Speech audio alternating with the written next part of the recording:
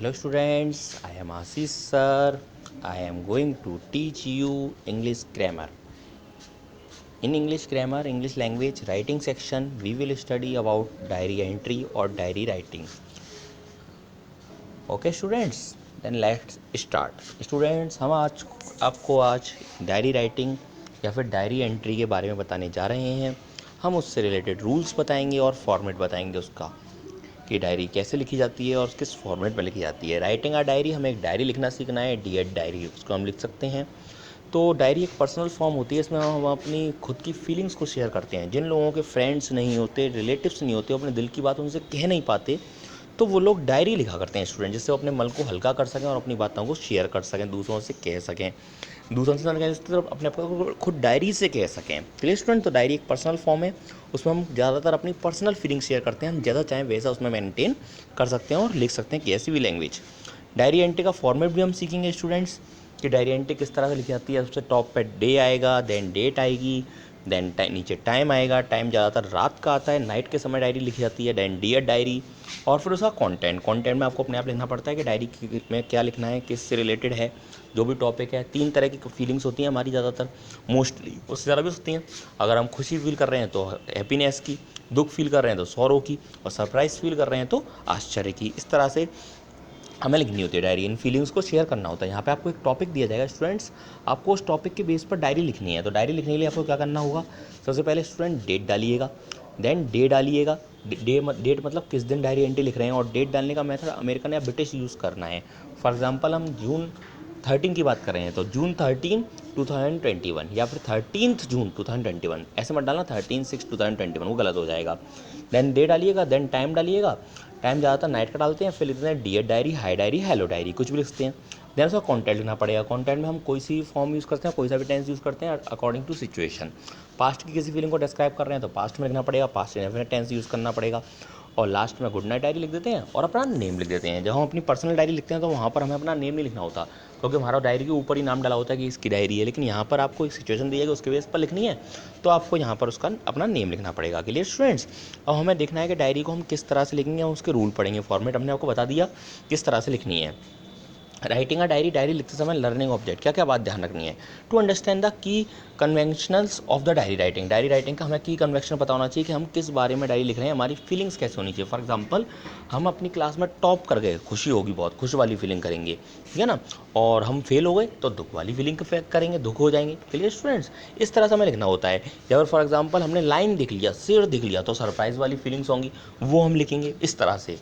To write effective diary entry, effective diary entry लिखने के लिए based on the prior information, हमारे पास प्रायर मतलब पहले से इन्फॉर्मेशन होनी चाहिए कि हम किस बारे में डायरी लिख रहे हैं। वो टॉपिक आपको दिया जाएगा, आपको उसी को डिस्क्राइब करना होगा। और ध्यान रखिएगा, एग्जाम में, टेस्ट में कोई कंपल्सरी नहीं है कि डायरी वही है जो हम आपको कॉपी बुक में लिखवाएं, कोई सी भी आ सकती है। इसलिए आपको लिखना आना चाहिए डायरी एंट्री, और उसके लिए आपको अच्छी तरह टेंसेस आने चाहिए। मैंने टेंसेस की वीडियो भेज चुकी हुई हैं और चैनल पर भी हैं, आप जब चाहें जब देख सकते हैं। मेनली स्टार्टिंग के 2 टेंस देखिएगा, प्रेजेंट इंडेफिनिट और पास्ट इंडेफिनिट, ज़्यादातर वही काम में आते हैं, कभी कभी फ्यूचर काम में आता है, लेकिन डायरी एंट्री में ज़्यादातर प्रेजेंट और पास्ट ही काम में आएगा, और उसमें भी ज़्यादातर पास्ट काम में आएगा। चलिए स्टूडेंट्स, एक बार फिर से डायरी एंट्री का फॉर्मेट समझ लेते हैं। सबसे पहले ऊपर डे और डेट डालनी है, पहले डे डालेंगे फिर डेट डालेंगे। इनको हम आगे पीछे कर सकते हैं, वो अकॉर्डिंग टू योर बुक, हम आपकी बुक के अकॉर्डिंग कराएंगे, जैसे बुक में दिया हो उस तरह से। डे को पहले लिखते हैं, डेट को पहले लिखते हैं, कैसे भी कर सकते हैं। देन टाइम डाल देते हैं। टाइम ज़्यादातर बताया हमने नाइट का डालते हैं, क्योंकि हम नाइट में डायरी एंट्री को लिखते हैं। देन हम डालते हैं उसका सैल्यूटेशन, मतलब हम किसको लिए लिख रहे हैं। तो यहाँ पर कोई तीसरा पर्सन है ही नहीं है, हम अपने खुद के लिए लिख रहे हैं, तो वहाँ पर लिख देते हैं हम डियर डायरी, हेलो डायरी, हाय डायरी। फिर हम उसका कंटेंट लिखते हैं, उसका फॉर्मेट लिखते हैं, जो टॉपिक हमें दिया हुआ उसके बेस पर, कि हम वहाँ पर कैसा फील कर रहे हैं, किस तरह का हमें महसूस हो रहा है उस कंडीशन में। देन सबसे लास्ट में आता है नेम ऑफ द राइटर, मतलब लिखने वाले का नाम, जिसने वो डायरी एंट्री लिखी है उसका नाम आ जाएगा, और वो कोई और नहीं, वो हम ही हैं। लेकिन क्वेश्चन में जो नाम दिया होगा अगर, तो आपको वही नाम यूज़ करना पड़ेगा। क्वेश्चन में कोई नाम नहीं दिया है तो फिर आप अपना नाम भी यूज़ कर सकते हैं। Clear students? आपको समझ में आया डायरी एंट्री? इस तरह से हमें डायरी एंट्री लिखनी होती है। आपको सिचुएशंस दी जाएंगी, आपको कुछ क्वेश्चंस दिए जाएंगे, उनके बेस पर आपको डायरी एंट्री लिखनी पड़ेगी। वहाँ पर आपको अपनी फीलिंग्स डिस्क्राइब करनी पड़ेंगी कि आप कैसा फील कर रहे हैं उस कंडीशन में, और किस तरह से आप डायरी लिखेंगे। और ये डायरी आपकी सिर्फ लैंग्वेज में नहीं, लिटरेचर में भी आ जाती है कई बार, चैप्टर के अकॉर्डिंग, तो वो भी ढंग से समझिएगा। फॉर्मेट एक ही है, ऐसे ही लिखनी है। डायरी जो होती है वो क्रोनोलॉजिकल ऑर्डर में लिखी जाती है स्टूडेंट। क्रोनोलॉजिकल ऑर्डर होता है time wise order. For example अगर हम डिस्क्राइब कर रहे हैं 3 बजे वाला एक्शन और 4 बजे वाला एक्शन, तो 3 पहले बजते हैं, तो 3 बजे वाला पहले लिखना पड़ेगा। देखते हैं। और जब डेट वाइज 3 तारीख वाला कर रहे हैं और 5 तारीख वाला कर रहे हैं, तो पहले 3 तारीख वाला लिखना पड़ेगा। All diaries are in the chronological order. सारी डायरीज जो है क्रोनोलॉजिकल ऑर्डर में होनी चाहिए, मतलब सीरियल वाइज टाइम के अकॉर्डिंग होनी चाहिए। दैट मीन इसका मीन्स ये इट इज़ इन ऑर्डर, वो इस ऑर्डर में होनी चाहिए दैट इट हैपन, जैसे जैसे वो काम हुआ है वैसे वैसे होना चाहिए। फॉर एग्जाम्पल हमें प्राइज़ मिला तो पहले हमें स्टेज पर बुलाया गया, फिर प्रिंसिपल सर ने हमको प्राइज़ दिया, देन हम बहुत खुश हुए, तो नंबर बाई नंबर लिखना है, ऐसे नहीं लिखेंगे पहले खुश हो गए फिर बाद में प्राइज़ मिला, ठीक है ना। If it is not in the chronological order, और क्रोनोलॉजिकल ऑर्डर में नहीं होगी तुम्हारी identity, then it would be not make sense, तो उसका करेक्ट सेंस निकलेगा नहीं, उसका मीनिंग निकल कर सामने नहीं आएगा, अच्छी नहीं लगेगी आइडेंटिटी। मतलब आपको अगर इफेक्टिव आइडेंटिटी लिखनी है तो क्रोनोलॉजिकल ऑर्डर को फॉलो करना कंपलसरी है। क्रोनोलॉजिकल ऑर्डर मैंने बता दिया आपको। फीचर्स ऑफ अ डायरी और अ ब्लॉग, उसके डायरी और ब्लॉग क्या फीचर होते हैं। कन्वर्सेशन बिटवीन डायरिस्ट और डायरी। डायरी एंट्री क्या है, एक कन्वर्सेशन बातचीत है डायरिस्ट के बीच, जो डायरी लिख रहा है उसके बीच और डायरी के बीच, है ना। फोकस्ड ऑन द डायरिस्ट फीलिंग, उसमें जो डायरी लिखने वाला है उसकी फीलिंग को डिस्क्राइब किया जाता है। Influence by which event are recorded, और उस इवेंट के अकॉर्डिंग जो इवेंट कोई घटना हुई है एंड हाउ वो कैसे हुई है। May concentrate on one particular event, हम किसी एक इवेंट को भी डिस्क्राइब कर सकते हैं that happened over the course of a day, जो उस दिन में स्पेशली हुई थी। फॉर एग्जाम्पल हम रिक्शे से गिर गई तो वो एक इवेंट हम उसको डिस्क्राइब कर रहे हैं, है ना। Often incomplete and true one word sentence, ज़्यादातर हम जो है इनकम्प्लीट सेंटेंस या वन वर्ड सेंटेंस यूज़ करते हैं। क्वालिटेटिव वर्ड यूज़ करते हैं, जैसे रियली, लवली, ऐसे वर्ड तो ज़्यादातर लिख देते हैं हम। For example I really so excited for this match, तो इस तरह से जरूर लिखेंगे। आई एम रियली एक्साइटेड, इस तरह से ऐसे वर्ड जरूर लिखते हैं डायरी एंट्री में। रियली है, लवली है, क्लियर। तो हमें डायरी एंट्री लिखनी होगी, और हमें डायरी एंट्री के लिए टॉपिक दिया हुआ, उस टॉपिक को हमें डिस्क्राइब करना होगा। मतलब यहाँ पर आपको थर्ड वाला पॉइंट समझना है, एक पर्टिकुलर इवेंट को डिस्क्राइब करना होगा, वो इवेंट आपको दी जाएगी। एक साथ बहुत सारी इवेंट को डिस्क्राइब नहीं करना है। जो मैं बता रहा था ना, रात को लिखते हैं पर्सनल डायरी एंट्री, वो तो अपने पूरे दिन की सारी घटनाओं को उसमें लिख देते हैं, लेकिन हम सिर्फ एक सिचुएशन दी जाएगी और उसके सिचुएशन के बेस पर लिखनी होगी हमें डायरी एंट्री। कोई भी सिचुएशन आपको दे सकती है, और मैं अभी बता रहा था लिटरेचर में भी मिल सकती है। लिटरेचर में ऐसे फॉर एग्जाम्पल हम कोई चैप्टर पढ़ रहे हैं तो आपको बोलता है suppose you are the this character of the chapter, तुम उस चैप्टर के ये करेक्टर हो, उसका हमारा नाम ये है, फिर तुम कैसा फील करोगे वो लिखो। जैसे for example lost child chapter है, तो उसमें तुम अपने आप को उस खोए हुए बच्चे की जगह मान लो, तो तुम कैसा फील करोगे वो लिखो। ये होती है डायरी एंट्री के लिए स्टूडेंट्स। देन इसके रूल समझ लेना। टॉप लेफ्ट, सबसे लेफ्ट में टॉप पर क्या आएगा, डेट आती है, देन डे आता है, देन हमारा टाइम आता है। Clear students. तो स्टूडेंट टॉप लेफ्ट पे सबसे पहले डेट आएगी, देन डे आएगा, देन टाइम आएगा।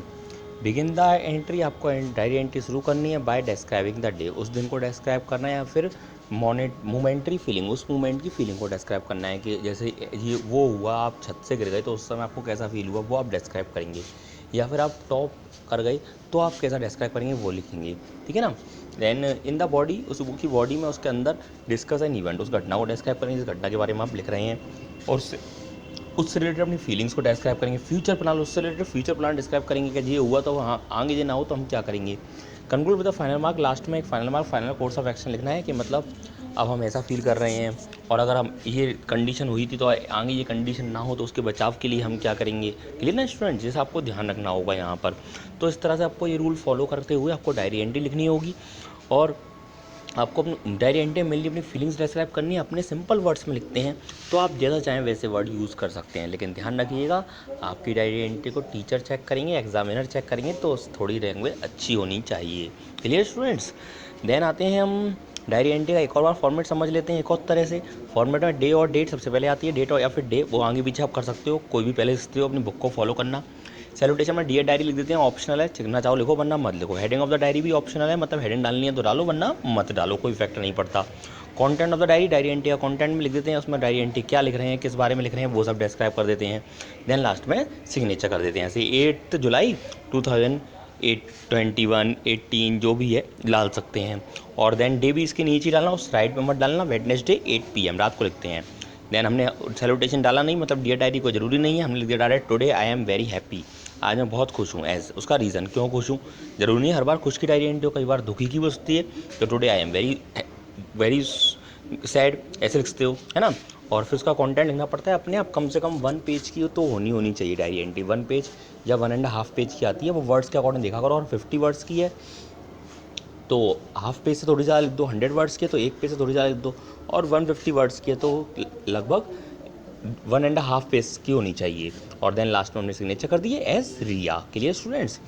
Remember our success criteria for a diary. Diary entry लिखने के लिए, सक्सेस पाने के लिए डायरी एंट्री अगर आपकी अच्छी सक्सेसफुल बने तो उसके लिए क्या क्या ध्यान रखना है? उसमें इंक्लूड करें कंपलसरी डियर डायरी जरूर लिखें। Is return in the first person. Diary entry ज़्यादातर फर्स्ट पर्सन में लिखेगी, मतलब अपने आप को डिस्क्राइब करेंगे, तो आई, मी, माई ऐसे वर्ड यूज़ करने हैं। Is written the past tense. ज़्यादातर डायरी एंट्री पास्ट टेंस में लिखी जाएगी, बिकॉज वो हो चुका है, हमें उसे डिस्क्राइब करना है। तो पास्ट टेंस का मतलब was were come second form ज़्यादा। आप रूल देख लेना एक बार, तो पास्ट इंडेफिनिट टेंस के रूल यहाँ पे ज़्यादातर फॉलो होंगे। Has an introduction to set the scene. उस सीन को सेट करने के लिए इंट्रोडक्शन दो कि स्टार्टिंग कैसे हुई थी, क्या हुआ था, फिर क्या हुआ।